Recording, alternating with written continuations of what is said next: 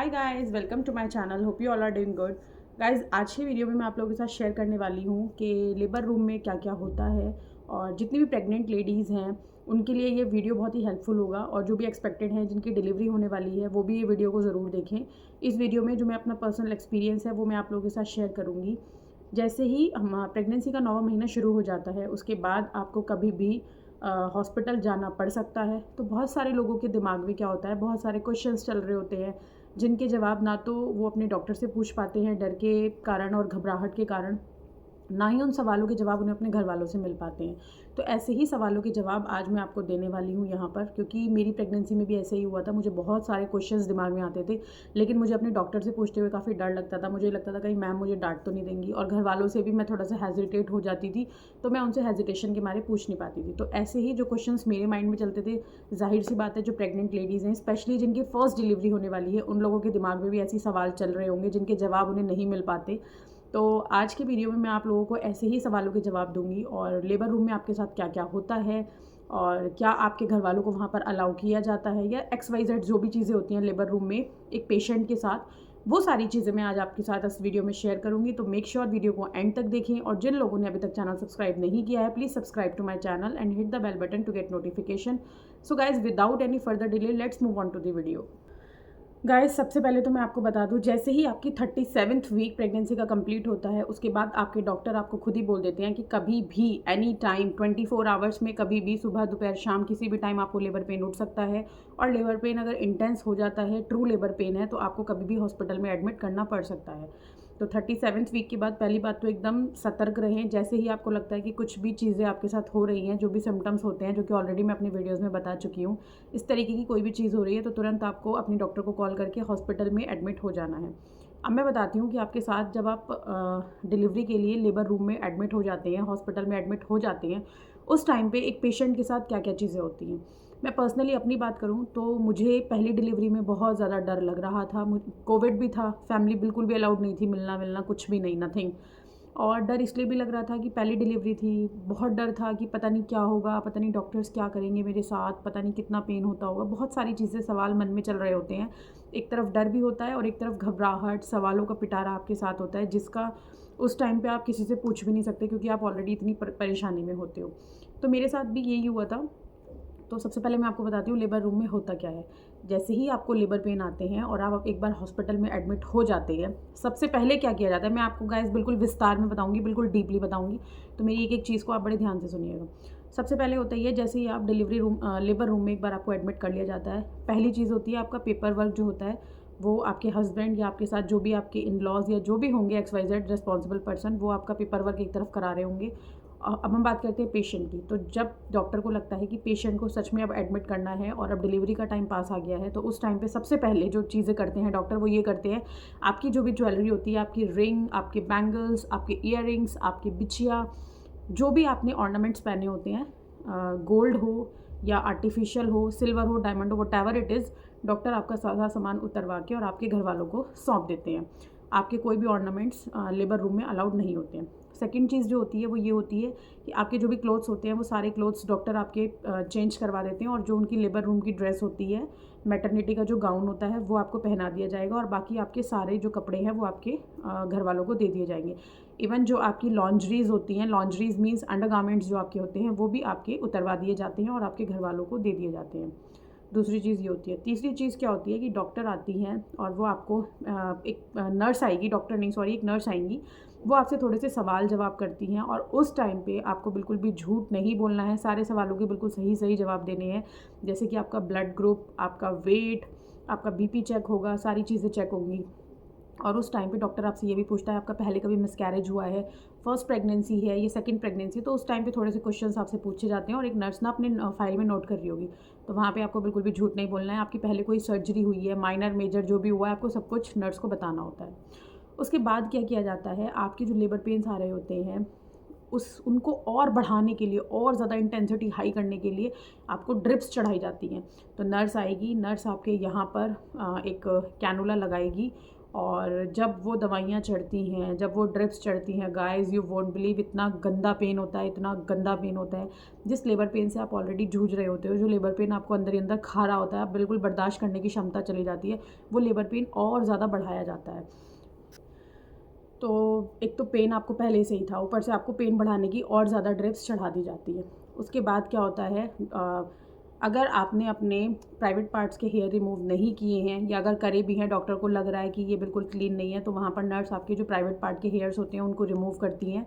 और उसके बाद गाइस क्या होता है, आपको एक तरफ ड्रिप दी जा रही होती है, उस टाइम पे आपका खाना पीना सब कुछ बंद कर दिया जाता है। हाँ, अगर आप बहुत ज़्यादा परेशानी में हैं, प्रॉब्लम में हैं, तो डॉक्टर आपको नॉर्मल रखने के लिए कभी कभी कोकोनट वाटर पिला देते हैं, इससे ज़्यादा कुछ नहीं मिलता है। और उस दौरान जब आप लेबर रूम में होते हो, जब आप बहुत ज़्यादा पेन में जूझ रहे होते हो, मुझे अपना टाइम याद आ रहा है and I am getting emotional, क्योंकि मुझे पता है मैंने वो सारा दर्द अकेले झेला था। उस टाइम कोविड था, फैमिली बिल्कुल भी अलाउड नहीं थी। तो आप मतलब अगर आप घर वालों को बोलेंगे भी कि देखो होता है ना यार, कि अगर आप पेन में हो, बहुत ज़्यादा परेशानी में हो, आपको लगता है कि हमारा कोई ना कोई फैमिली मेम्बर हमारे साथ हो। सबसे पहले हस्बैंड की कमी खलती है कि एटलीस्ट हमारे हस्बैंड तो हमारे पास हो, जिनके साथ हम अपना मतलब बता सकें कि मैं कितना पेन में हूँ, या आपकी मम्मी आपके पास हो, है ना। ये लगता है ना कोई फैमिली मेम्बर हो, लेकिन डॉक्टर वहाँ पर किसी को भी अलाउड नहीं करते। हाँ, आपके हस्बैंड को अलाउ कर देंगे एक बार को, क्योंकि सेकंड प्रेगनेंसी में भी और फर्स्ट प्रेगनेंसी में भी डॉक्टर ने हस्बैंड के अलावा किसी को भी अलाउ नहीं किया था। मदर फादर इन सबको बिल्कुल मना कर देते हैं, ब्रदर सिस्टर कोई नहीं, सिर्फ आपके हस्बैंड आपसे मिल सकते हैं। तो मेरे हस्बैंड मुझसे मिलने के लिए आते थे, 5 मिनट रुकते थे, इससे ज़्यादा डॉक्टर वेट नहीं करने देते हैं। 5 मिनट के बाद वो खुद ही मना कर देते हैं कि आप जाइए। तो उस टाइम एक तो आप पेन में होते हो, इतनी सारी परेशानी में होते हो, तो वहाँ पे कहीं ना कहीं फैमिली मेम्बर की कमी खलती है। लेकिन डॉक्टर हस्बैंड को अलाउ करते हैं, वो भी 5 से 7 मिनट के लिए, या आपकी मम्मी को अलाउ कर देंगे ज़्यादा से ज़्यादा, अगर आप उनको फोर्सफुली रिक्वेस्ट करेंगे तो। फिर गाइस उसके बाद मैं आपको एक चीज़ बताती हूँ, फर्स्ट प्रेगनेंसी में मेरे साथ ये हुआ था कि मैं बहुत ज़्यादा पेन में थी, बहुत ज़्यादा पेन में थी। ऑब्वियसली नॉर्मल डिलीवरी करना it's not an easy task, बहुत बड़ी चीज़ होती है। मतलब कहते हैं ना कि पता नहीं कुछ हड्डियों के, कितनी हड्डियों के टूटने के बराबर दर्द होता है, और कहते हैं ना कि औरत का एक दूसरा जन्म होता है, तो ये बिल्कुल सही बात है, औरत का एक दूसरा ही जन्म होता है। तो पहली डिलीवरी में क्या था मेरा, मैं बहुत पेन में थी, और कोविड भी था, 2020 में पहली डिलीवरी हुई थी, तो एक तो फैमिली मेम्बर बिल्कुल भी अलाउड नहीं थे। फिर मैंने ये सोचा था यार अगर मैं चीखूंगी चिल्लाऊंगी ज़ोर ज़ोर से तो इसमें मेरी ही एनर्जी वेस्ट होगी। तो मैं कहीं ना कहीं दर्द को दांत भींच के ले रही थी, मैं बहुत परेशानी में थी, लेकिन मैं सिर्फ ऊपर वाले का नाम ले रही थी, भगवान कृष्ण का नाम ले रही थी, जाप कर रही थी। आप भगवान का नाम लीजिए, आप अल्लाह का नाम लीजिए, आप जीसस को मानते हैं उनका नाम लीजिए, आप सिख धर्म से हैं तो अपने गुरु जी का नाम लीजिए। बस आप ऊपर वाले को याद कीजिए और हाथ जोड़ के उनसे विनती कीजिए कि भगवान इस जो इतने दर्द में हूँ मैं, इससे जल्दी से जल्दी मुझे मुक्ति दिलाओ। तो गाइज़ सबसे बड़ी जो चीज़ है लेबर रूम में, वहाँ पे आपको कोई हेल्प नहीं करने वाला, फैमिली मेम्बर आपकी कोई हेल्प नहीं कर सकते। डॉक्टर आपको सिर्फ और सिर्फ प्रेशराइज़ करते हैं उस टाइम कि आप पुश करो, पेन अच्छे से लो। उस टाइम पे डॉक्टर्स भी कुछ नहीं कर सकते, जो करना है वो आपने अपने अपने आप ही करना है, वहाँ पे आपकी कोई हेल्प नहीं करने वाला। तो बस आपको दांत भींच के भगवान से प्रार्थना करके जो करना है अपने आप ही करना है, दर्द अपने आप ही झेलना है, कोई उस चीज़ में आपकी हेल्प नहीं कर सकता। और अगर आप खुद ही पहले से ही टूट जाएंगे तो फिर सारा मामला गड़बड़ हो जाएगा। तो और दूसरी चीज़ ये कि मैंने एक चीज़ नोटिस करी थी, जब मेरी प्रेगनेंसी चल रही थी तो डॉक्टर मुझसे बहुत अच्छे से, बहुत पोलाइटली बात करती थी, लेकिन लेबर रूम में मुझे अपोजिट ही उनका रूप मिला था। वो वहाँ पर थोड़ी सी स्ट्रिक्ट हो गई थी, बहुत ही मतलब थोड़ा जो साउंड था उनका वो हाई हो गया था, और बहुत स्ट्रिक्ट बिहेव कर रही थी। मतलब जैसे पहले मुझे स्वीटी स्वीट हार्ट करके बोलती थी, वो चीज़ें मुझे वहाँ पर ऐसा कुछ भी उनका नेचर वहाँ पर नहीं मिला। उसकी हालांकि इसके पीछे मैंने उनसे पूछा भी कि आपने इस तरीके से बिहेव क्यों किया, तो उन्होंने बोला कि जयश्री अगर हम लेबर रूम में भी इतना पोलाइटली बात करेंगे तो पेशेंट बहुत लीनियंट हो जाएगा और वो पेन बिल्कुल भी नहीं लेगा। तो आप ये सोच के चलना कि लेबर रूम में जो डॉक्टर का बिहेवियर होता है वो थोड़ा सा चेंज हो जाता है, वो आपसे थोड़ा सा हाई टोन में बात करेंगे, थोड़ा स्ट्रिक्टली बात करेंगे, एंड इट्स कम्प्लीटली फाइन।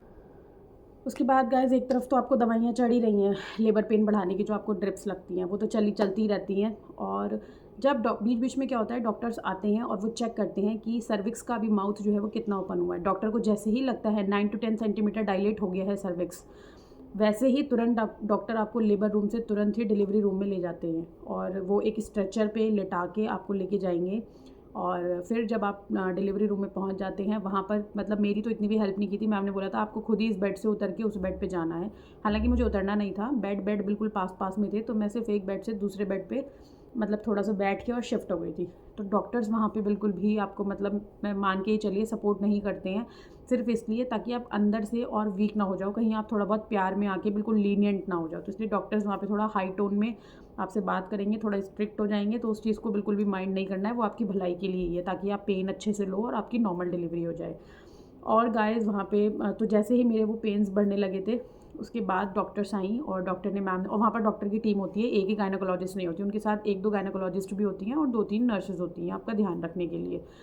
और गाइस उस टाइम पे ऐसा लगेगा आपको बार-बार जैसे पॉटी आ रही है, सूसू आ रहा है, बहुत तेज़ ऐसा फ़ील होता है कि जैसे मतलब आपको पॉटी वाला प्रेशर आ रहा है और आपको वॉशरूम जाना है, लेकिन वहाँ पे कुछ भी नहीं आ रहा होता है क्योंकि आपका जो सर्विक्स होता है वो डायलेट हो रहा होता है। तो डायलेशन के टाइम पे ऐसा फ़ील होता है कि आपके ब्लैडर पे बहुत ज़्यादा प्रेशर पड़ता है, तो ऐसा फ़ील होता है कि हमें वॉशरूम जाना है, लेकिन ऐसा बिल्कुल भी कुछ होता नहीं है। ना तो आपको यूरिन पास होगा, ना आपको पॉटी पास होगी, लेकिन आपको प्रेशर बिल्कुल वैसे ही आ रहा होता है। तो जैसे ही डॉक्टर को लगा कि मेरा सर्विक्स का माउथ जो है वो डायलेट हो रहा है और मैं बहुत ज़्यादा पेन में थी, तो डॉक्टर ने मुझे तुरंत ही स्ट्रेचर पे ले जाके और मुझे डिलीवरी रूम में शिफ्ट किया। एंड डिलीवरी रूम में शिफ्ट करने के बाद मैं एक बेड से उतर के दूसरे बेड पे चली गई। और ये जो मैं बाहर डिलीवरी लेबर रूम में थी, वो कम से कम 3 से 4 घंटे मैंने दर्द झेला। 12 बजे मैं एडमिट हुई थी, 4 बजे तक मैंने वो दर्द झेला। फिर जैसे ही मैं डिलीवरी रूम में आ गई, डिलीवरी रूम में आने के बाद वो बेड पे शिफ्ट करने के बाद डॉक्टर ने क्या किया, एक छोटी सी टैबलेट होती है, वो मेरे टंग के नीचे रखवाई, इस जगह पे वो एक टैबलेट रखवाते हैं। फिर उसके बाद हमारी जो ड्रिप्स होती हैं वो तो चली रही होती हैं पेन वाली। तो और फिर उसके बाद डॉक्टर ने क्या किया था, मुझे एक शायद याद है, एक इंजेक्शन लगाया था मेरे को थाई एरिया में, ताकि पेन और ज़्यादा आए, बिल्कुल पीक पे आए, क्योंकि पेन जितना ज़्यादा आएगा उसी टाइम आपकी डिलीवरी होगी। फिर मुझे वहाँ पे डॉक्टर ने बोला था कि जयश्री जैसे ही कॉन्ट्रैक्शन आएगा उसी टाइम तुम्हें पुश करना है। जैसे ही कॉन्ट्रैक्शन आएगा, वहाँ पे डॉक्टर काउंट कर रही थी 1 2 3 एंड गो, 1 2 3 एंड गो। जैसे ही मुझे कॉन्ट्रैक्शन आता था मैं मैम को बता देती थी, मैम मुझे कॉन्ट्रैक्शन आ रहा है, कॉन्ट्रैक्शन आ रहा है। कमर से आगे की तरफ कॉन्ट्रैक्शन आता है, तो जैसे ही मुझे कॉन्ट्रैक्शन आ रहा था मैं मैम को बोल रही थी, और जैसे ही बिल्कुल आगे की तरफ आ रहा था उसी टाइम मुझे पुश करना था। तो 2 से 3 बार मैंने किया और सडनली मेरी डिलीवरी हो गई ऊपर वाले का नाम लेके। फिर डिलीवरी के बाद डॉक्टर ने क्या किया, वहीं पर ही पीडियाट्रिशियन की भी टीम खड़ी हुई थी। एक मेल डॉक्टर थे जो कि मेरे बच्चे के डॉक्टर थे, पीडियाट्रिशियन, और वो तुरंत हैंड टू हैंड बेबी को उठा के लेगा। और डॉक्टर कभी भी आपको बेबी का जेंडर एकदम से नहीं दिखाते हैं, ताकि पेशेंट एकदम से खुशी के मारे हाई प्रेशर ना हो जाए, या अगर किसी की फैमिली में बहुत ज़्यादा है कि भैया लड़कियाँ ही लड़कियाँ हैं, हमें तो लड़का चाहिए, जो मतलब टिपिकल वैसी वाली फैमिलीज़ होती हैं, जेंडर को लेके बहुत ज़्यादा वो सोचते हैं, तो उस केस में क्या होता है, वो डॉक्टर्स जो है बेबी का जेंडर जो है वो छुपा लेते हैं, एकदम से नहीं दिखाते हैं, ताकि पेशेंट को कुछ भी बीपी अटैक ना करे, बीपी शूट ना हो पेशेंट का। तो हालांकि मैंने फिर भी, मैं बहुत ज़्यादा वैसी हूँ, तो मैंने थोड़ा सा उठ के देख लिया था कि मतलब क्या है, इट्स अ बॉय और गर्ल। तो मेरे को बॉय हुआ था, मुझे पता चल गया था। एंड मैम ने जो था वो बेबी को उठा के पीडियाट्रिशियन को दे दिया था। और मतलब मैं पहली डिलीवरी थी, थोड़ा एक्साइटेड थी, तो मैंने देख लिया था कि भाई क्या है, तो बॉय था। मैम ने उठा के बॉय को मेरे पीडियाट्रिशियन को दे दिया था। पीडियाट्रिशियन उसको क्लीन व्लीन करके, उसके सारे बॉडी पार्ट्स अच्छे से चेक करके, उसका वेट, हाइट, सारी चीज़ें चेक करके, उसको रैप करके फिर मेरे पास लेके आए थे। उन्होंने बोला कॉन्ग्रेचुलेशन जयश्री, और आपको बेबी बॉय हुआ है। और फिर उसके बाद वो फैमिली को दिखाने के लिए ले जाते हैं, एंड फर्दर जो भी उनका पेपर वर्क होता है वो करते हैं। बाकी फिर उसके बाद जैसे आप बेबी डिलीवर कर देते हो, डॉक्टर आपका प्लेसेंटा रिमूव करती हैं। प्लेसेंटा के बाद आपको स्टिचेस आते हैं, जो कि मैं ऑलरेडी अपनी वीडियोज़ में बता चुकी हूँ।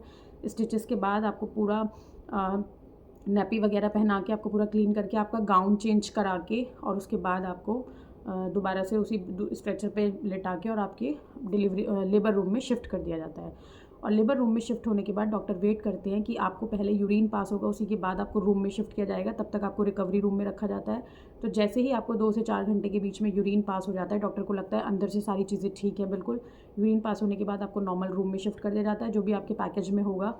और रूम में शिफ्ट होने के बाद फिर आप अपने बेबी से मिल सकते हो। और बस यही कुछ चीज़ें थी जो लेबर रूम में आपके साथ होती हैं। वहाँ कोई फैमिली मेम्बर नहीं होता है, वहाँ कोई मॉरल सपोर्ट आपको, आप सोचो कि बहुत कोई प्यार करेगा, आराम से बैठ के आपको लाड दुलार करेगा और कहेगा बेटा रो मत, तेरे को बहुत पेन हो रहा है, तो ऐसा कुछ नहीं होता। हाँ, नर्सेज एक बार को थोड़ी सी होती है, क्योंकि मुझे अभी भी याद है जब मुझे बहुत पेन हो रहा था, तो मैं एक नर्स के सामने रो रही थी। मैंने कहा दीदी मुझे बहुत पेन हो रहा है, और मैम मेरी बात नहीं समझ रही हैं।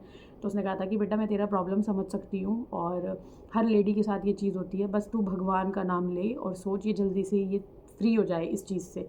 बस तुझे जल्दी से इस चीज़ से फ्री होना है, जो करना है तुमने अपने आप करना है, इस चीज़ में कोई आपकी हेल्प नहीं करेगा। प्रेशर आपने खुद ने लगाना है, बेबी आपको खुद डिलीवर करना है, सारी चीज़ें आपको खुद करनी है। इसीलिए बिल्कुल भी आप स्ट्रेस ना लें। बस मैं एक ही चीज़ कहूँगी, ऊपर वाले का नाम लें एंड प्रे करें, भगवान अच्छे से सारी चीज़ें हो जाए। तो बस यही कुछ चीज़ थी जो मुझे आपको बतानी थी कि लेबर रूम में आपके साथ क्या होता है। बाकी बहुत से लोग बोलते हैं डॉक्टर वहाँ पे ऐसे मिसबिहेव करती हैं, तो गाइस ऐसा कुछ नहीं होता। अगर आप अच्छे हॉस्पिटल में जाएंगे, कोई आपके साथ मिसबिहेव नहीं करेगा। हाँ, थोड़ा हार्ड टोन में डॉक्टर आपसे बोल सकती है, ताकि आप बिल्कुल मतलब प्यार में आके बिल्कुल भी मतलब कॉपरेट ना करो डॉक्टर के साथ। तो हाई टोन में डॉक्टर बोल सकती है, लेकिन हाँ, आपके साथ मिसबिहेव कोई नहीं करेगा। और बाकी यही कुछ चीज़ें थी जो मुझे बतानी थी आप लोगों के साथ कि लेबर रूम में क्या क्या चीज़ें होती हैं। और आई होप आपको मेरा वीडियो पसंद आया होगा. So if you guys like this video, please share with your family and friends, and if you have any queries, please let me know down below in the comment section. I would love to reply. See you in my next video. Till then, take care. Bye guys.